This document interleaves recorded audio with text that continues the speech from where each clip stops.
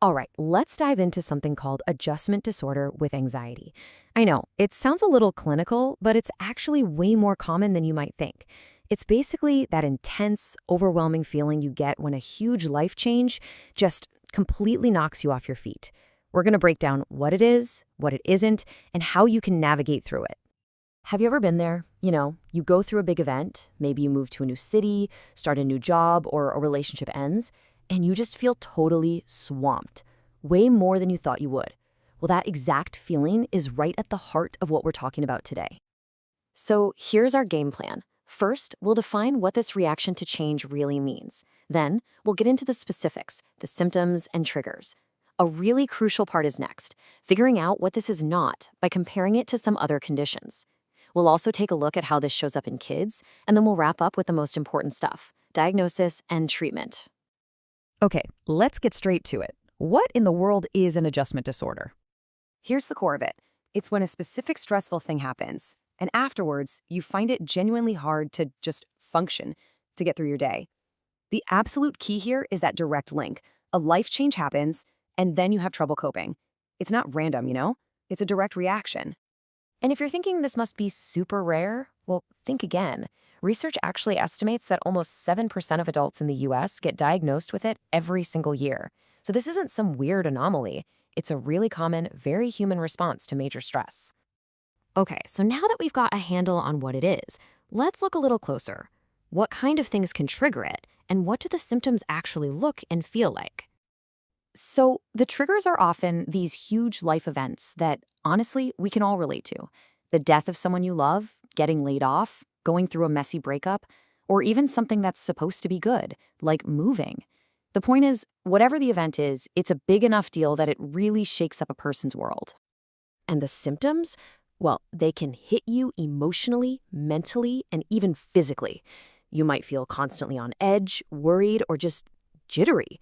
It can be incredibly hard to focus on anything, and simple tasks can suddenly feel overwhelming. You might also feel exhausted, have weird muscle twitches, or find it impossible to get a good night's sleep. Now, this is a really important piece of the puzzle, the timeline. For it to be considered an adjustment disorder, the symptoms usually pop up pretty soon after the stressful event, and they tend to wrap up within about 6 months. If they stick around longer than that, a doctor might start looking at a different diagnosis.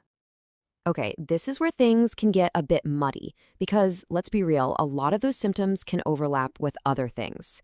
So let's get super clear on what adjustment disorder isn't by making some important distinctions.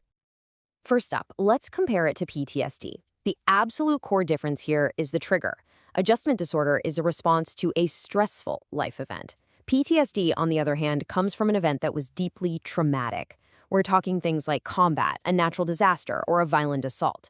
The intensity and the very nature of that trigger are just worlds apart. So, what about generalized anxiety disorder, or GAD? Well, with adjustment disorder, your anxiety is tied directly to a specific thing you can point to. With GAD, the anxiety is more, well, free-floating. It's persistent and often doesn't have one single clear cause. It's just kind of there. And finally, let's talk about depression. You might sometimes hear adjustment disorder called situational depression. That's because the symptoms can feel really similar, but they're a direct result of a specific situation and, again, usually don't last more than 6 months. Clinical depression is a much longer-term condition with way more complex causes behind it. So all of this makes sense for adults, but this condition can look totally different in children. To recognize the signs in kids, you really need to put on a different set of glasses. For a child, the triggers are things that are absolutely huge in their world. Moving to a new school, their parents getting divorced, losing a pet, even being bullied. These are all major stressors when you're little. And this right here, this brings us to such a critical point. What we might see as a kid just being naughty or acting out can actually be their way of showing us that they are really struggling with a change. It's not about defiance, it's about distress. So instead of talking about their feelings, you might see more physical symptoms, like frequent stomach aches or headaches. You could also notice big behavioral shifts, suddenly getting into trouble at school, starting to wet the bed again, or developing really intense separation anxiety. So we've talked about the what and the why. Now let's get to the most important question of all. What does the path to feeling better actually look like? The really good news is that there is a clear path forward. It all starts with talking to a professional to get a proper diagnosis. From there, psychotherapy is a fantastic tool for building new coping skills. In some cases, medication might be an option to discuss. And just as important is building up your support system. Friends, family, and even simple things like daily exercise can make a world of difference. And that really brings us to our final thought.